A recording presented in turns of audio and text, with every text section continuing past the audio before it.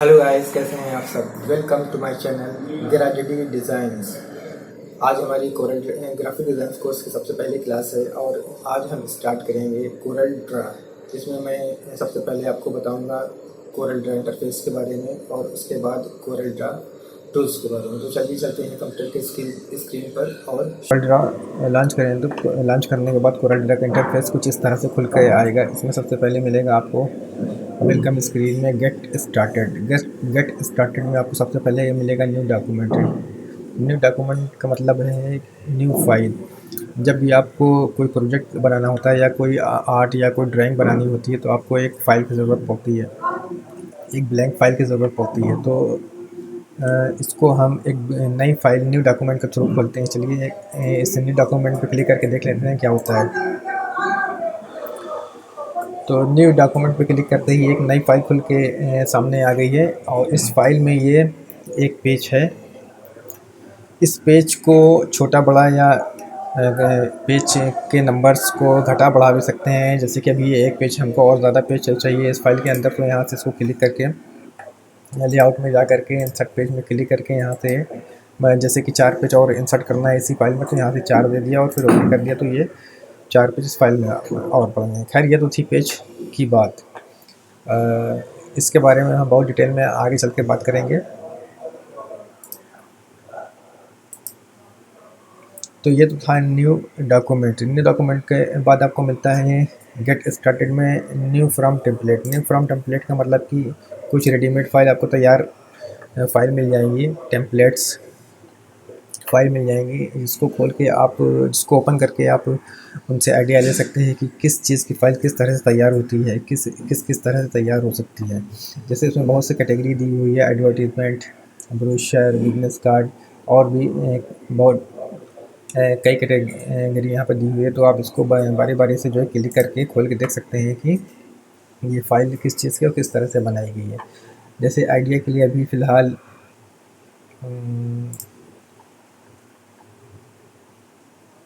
एक फ़ाइल को कोई भी खोल के देख लेते हैं।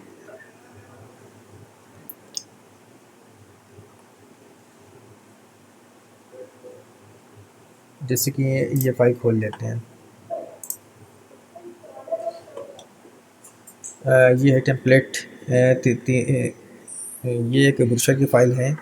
3 फोल्ड का 6 पेज का ये एक ब्रोशर है। तो इससे हम आइडिया ले सकते हैं कि ब्रोशर किस तरीके से बनाया जा सकता है, किस तरीके से साइज़ रखते हैं, किस तरह से मैटर सेट होता है। ये बिगिनर्स के लिए बहुत ही काम की चीज़ होती है। बिगिनर्स फाइल खोल के इनसे आइडिया ले सकता है कि किस किस तरह से जो है काम हो सकता है। तो ये तो थी न्यू फ्रॉम टेम्पलेट की बात। अब आगे इसमें है ओपन रिसेंट। ओपन रिसेंट का मतलब है कि आप की जिस फाइल पे काम कर आपने जिस फाइल पे काम किया है और फिर उस फाइल को सेव करने के बाद आपने बंद कर दिया, यानी कि स्टेप बाय स्टेप आपने फाइल ओपन की, फिर उस पर काम किया, फिर उस फाइल को बंद कर दिया। तो इस तरीके से जैसे जैसे आप फाइल खोलते जाएंगे, उस पर काम करेंगे और फिर सेव करके उस फाइल को बंद कर देंगे, तो यहाँ पर एक लिस्ट बनती जाती है। तो ये आपको ओपन रिसेंट में वो लिस्ट शो होती है। तो यहाँ से आप दोबारा उस फाइल को ओपन कर सकते हैं और अपनी फ़ाइल को खोल सकते हैं। फिर उसके नीचे सबसे लास्ट में इधर आता है open open others. Open others से भी वही काम होता है जो आप यहाँ से कर सकते हैं, लेकिन ओपन अदर्स में आप अपने कंप्यूटर में जिस ड्राइव में जहाँ पर भी फाइल सेव करे हुए हैं, इस ओपन अदर्स के थ्रू वहाँ पर जा सकते हैं और वहाँ से वो फाइल को ओपन कर सकते हैं। फिर उसके बाद गेट स्टार्टेड के बाद आ जाता है वर्क स्पेस। वर्क स्पेस होता है कि आपके काम करने का क्या तरीका है, आप किन किन टूल्स को खोल के रखना चाहते हैं और किन किन टूल्स को बंद करके रखना चाहते हैं। तो ये होता है आपका एक वर्क स्पेस। इसमें कई तरह के वर्क स्पेस हैं। आप अपना भी वर्क स्पेस बना सकते हैं जिसको आप सेव कर सकते हैं और फिर अदर्स के थ्रू जा करके उसको ओपन कर सकते हैं। इसमें वर्क स्पेस डिफ़ॉल्ट ज़्यादा लोग यूज़ करते हैं और ये काफ़ी कंफर्टेबल होता है काम वर्क करने के लिए या ड्राइंग बनाने के लिए, कोई भी प्रोजेक्ट बनाने के लिए। इसके आगे आपको मिलेगा व्हाट्स न्यू। व्हाट्स न्यू पे जब आप क्लिक करेंगे तो इसका मतलब है कि कोरल ड्रा के जो नए नए वर्जन आते रहते हैं, तो उसमें जो भी नया जुड़ करके आएगा, जो भी नया ऐड होकर के आएगा, उसको आप यहाँ पर व्हाट्सएप के थ्रू पता कर सकते हैं। फिर इसके आगे दिया हुआ है नीड हेल्प। नीड हेल्प के थ्रू, नीड हेल्प में काफ़ी वीडियो और कुछ डिटेल्स दी हुई है। इसमें आप वीडियो देख करके, इसके ट्यूटोरियल्स देख करके यहाँ से आप कोरल ड्रा के से काफ़ी हेल्प ले सकते हैं। फिर उसके बाद आपका मिलता है गैलरी।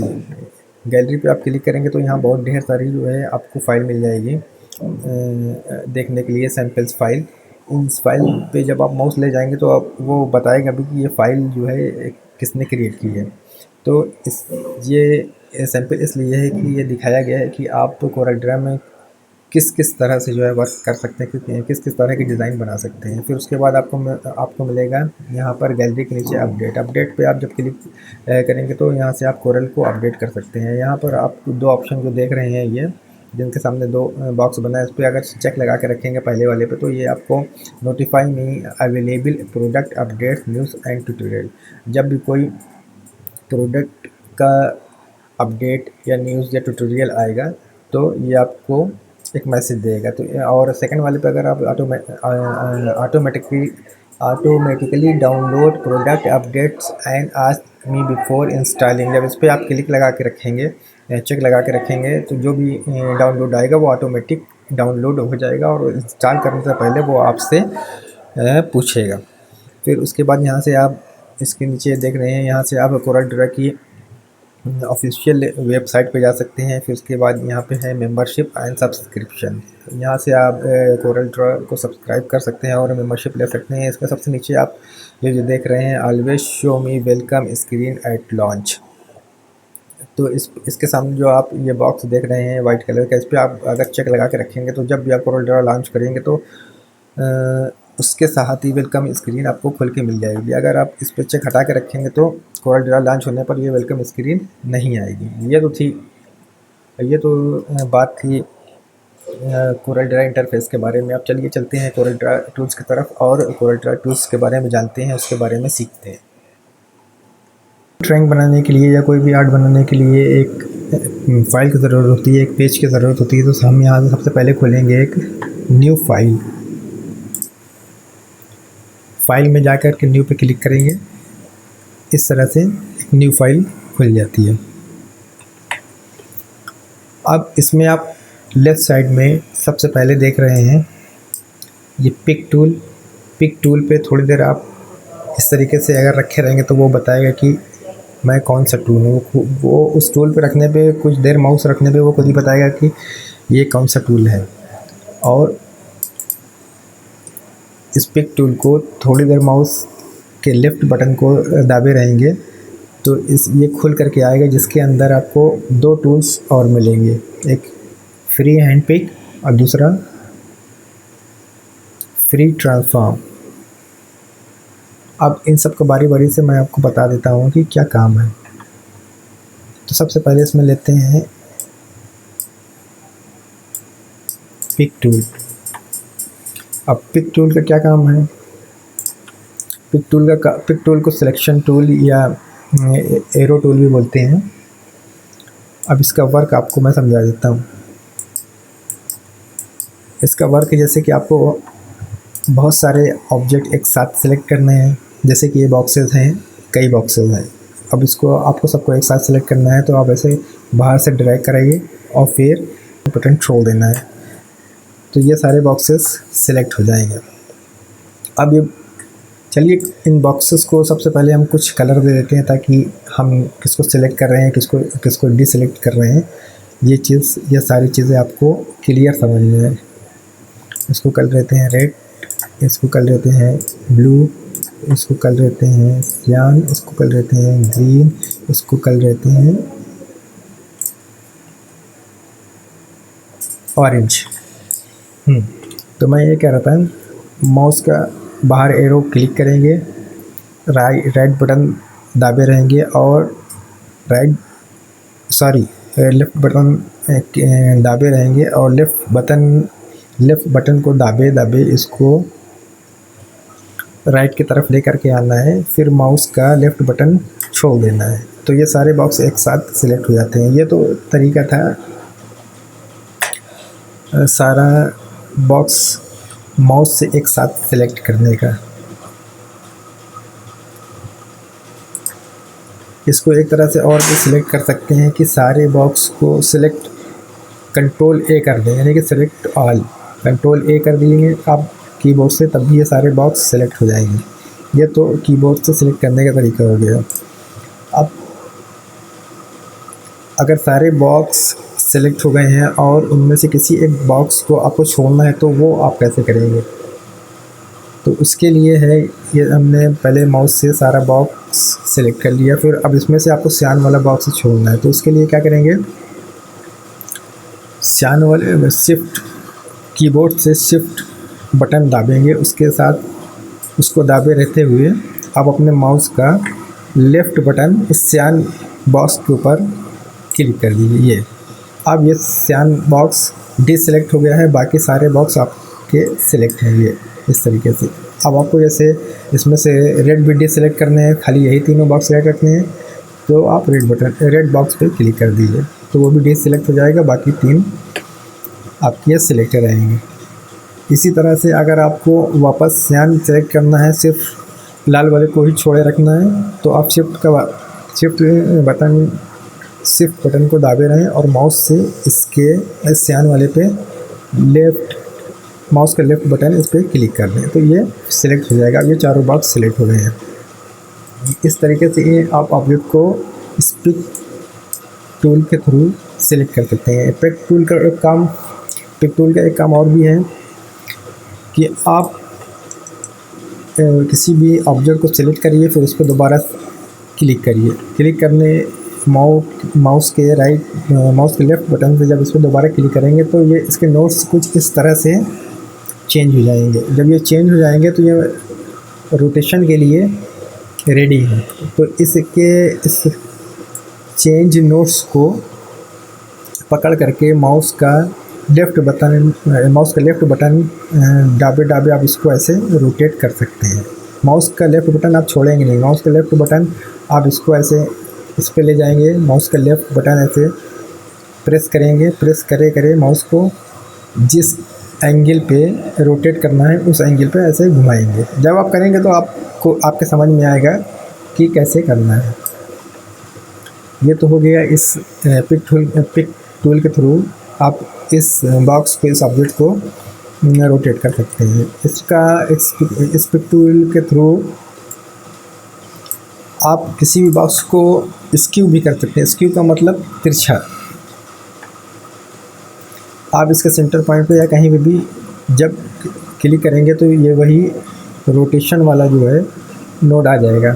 आप रोटेशन वाला आप कॉर्नर से करेंगे तो ये रोटेट होगा, और लेकिन अगर अब ये बीच का पॉइंट जो होता है ये वाला इसको पकड़ के जब इस पर आप क्लिक करेंगे माउस के लेफ़्ट बटन से और इसको थोड़ा सा राइट की तरफ आप ड्रैग कराएंगे तो ये बॉक्स स्क्यू होने लगेगा। इसको स्क्यू बोलते हैं। ये इस तरीके से। ऐसे ही आप नीचे की तरफ भी कर सकते हैं। वापस हमने कंट्रोल Z किया, ये बॉक्स ये पॉइंट आपने क्लिक किया और नीचे की तरफ आप ले जाने लगे। माउस का लेफ़्ट बटन प्रेस किए कि इसको माउस को नीचे की तरफ ड्रैग कराएंगे तो ये नीचे की तरफ स्क्यू होगा। इससे आप स्क्यू का भी काम कर सकते हैं। तो ये तो था पिक टूल का काम। सिर्फ यही बॉक्सेस नहीं, कोई भी मैटर लिखा हो फाइल के अंदर, कोई भी इमेज किसी की रखी हो, आप सभी चीज़ को इससे सिलेक्ट कर सकते हैं। ये सिलेक्शन का काम करता है ये टूल, ये पिक टूल। अब इसमें नेक्स्ट है फ्री हैंड टूल। अब फ्री हैंड टूल का क्या काम है? फ्री हैंड टूल का काम भी सिलेक्शन बनाना ही है, लेकिन वो दूसरी तरह से बनाता है। अब इन सारे बॉक्सों को फ्री हैंड टूल के थ्रू अगर आप सिलेक्ट करना चाहते हैं तो पहले आप माउस के लेफ़्ट बटन को बाहर की तरफ बाहर की तरफ क्लिक करें, फिर उसको ड्रैग कराए सारे ऑब्जेक्ट के बाहर एक एरिया बनाने इस तरीके से, तो वो सारे बॉक्स सेलेक्ट हो जाएंगे। अब इन बॉक्सेस को इन सभी सिलेक्टेड बॉक्सेस में से किसी एक को छोड़ना है तो आप फ्री हैंड टूल वैसे ही ड्रैग कराएंगे। आप जैसे आपको ब्लू बॉक्स को छोड़ देना है तो आप यहाँ पर बाहर की तरफ क्लिक करेंगे और एक वैसे ही ब्लू बॉक्स पर सिर्फ ब्लू बॉक्स के बाहर एरिया बनाएंगे और इस तरीके से फिर माउस के राइट बटन को छोड़ देंगे, लेफ़्ट बटन को छोड़ देंगे। तो ये अब ब्लू बॉक्स डिसेलेक्ट हो गया है, बाकी सारे बॉक्स सिलेक्ट हैं। लेकिन इस टूल का काम गाइस बहुत ही कम होता है, क्योंकि इस टूल से काम करने पर समय बहुत ज़्यादा लगता है, और जब आप काम करने लगेंगे तो आपको वर्क फ्लो चाहिए होता है। तो हम लोग इस टूल का काम बहुत ही कम करते हैं, डिज़ाइनर्स इस टूल का काम बहुत ही कम करते हैं, क्योंकि यहाँ पे दिया हुआ तो इसको बताना था, इसीलिए मैंने आप सबको बता दिया। इसके बाद इसमें आता है फ्री ट्रांसफॉर्म। अब ट्रांसफॉर्म क्या होता है? ट्रांसफॉर्म होता है कि जैसे मैं वापस पिक्चर ले ला रहा हूँ कुछ देर के लिए। ट्रांसफॉर्म जैसे होता है कि ये एक बॉक्स रखा हुआ है, अब इसको रोटेट करना है, तो ये इसको रोटेट करना है या इसको बड़ा करना है, तो ये हो गए, इसको बोलते हैं ट्रांसफॉर्म। मतलब कि उसके एंगल को या उसके साइज़ को चेंज करना, तो ये ट्रांसफॉर्म कहलाता है। तो ये काम हम इस टूल के थ्रू कर सकते हैं। जैसे कि ये बॉक्स हमारा सिलेक्ट है, सिलेक्ट करने के बाद इसके लेफ़्ट साइड में अपने माउस को यहाँ पे क्लिक किया, माउस का लेफ़्ट बटन क्लिक किया। क्लिक करने के बाद माउस को लेफ़्ट बटन दाबे इसको हम राइट की तरफ राइट की तरफ ड्रैग कराएंगे, तो ये राइट की तरफ मांगने लगेगा इस तरीके से। ये देखिए, यहाँ पे क्लिक किया, माउस का लेफ़्ट बटन मैं दाबे हुआ हूँ, उसके बाद इसको राइट की तरफ ड्रैग कराते जाएंगे, तो ये राइट की तरफ बढ़ता जाएगा। इसी तरीके से अगर राइट साइड में क्लिक करेंगे और अंदर की तरफ आएंगे, माउस का एरो हम अंदर की तरफ लेकर के आएंगे, माउस का लेफ़्ट बटन दाबे तो ये इस तरीके से छोटा हो जाएगा अंदर की तरफ। इसी तरह से अगर जैसे ये बॉक्स है, इसको सिलेक्ट किया, सिलेक्ट करने के बाद इसके ठीक सेंटर से स्ट्रेट ऊपर की तरफ जाएंगे, तो ये ऊपर से छोटा और बड़ा होगा, यानी ऊपर नीचे छोटा बड़ा होगा। अगर आप इसी सेंटर पे क्लिक करने के बाद इसको 45 डिग्री पे बाहर की तरफ लेकर के जाएंगे, ये चारों तरफ से बड़ा होगा। ये है इस टूल का काम। ये तीनों टूल्स दिए हुए हैं, बारी बारी से मैंने आपको बता दिया। इन सारे टूल्स की आप अच्छे से प्रैक्टिस करिए। उसके बाद इसमें जो भी ऑप्शन छूटा हो वो आप मुझे कमेंट करके बताइए कि सर ये छूट गया है, तो मैं वो उस चीज़ को आपको दोबारा से बता दूंगा, या कोई चीज़ अगर ना समझ में आई हो तो वो आप कमेंट करके पूछ सकते हैं। तो इन सब चीज़ों की, इन सारे टूल्स की आप अच्छे से प्रैक्टिस करिए। मिलते हैं नेक्स्ट वीडियो में। Thank you.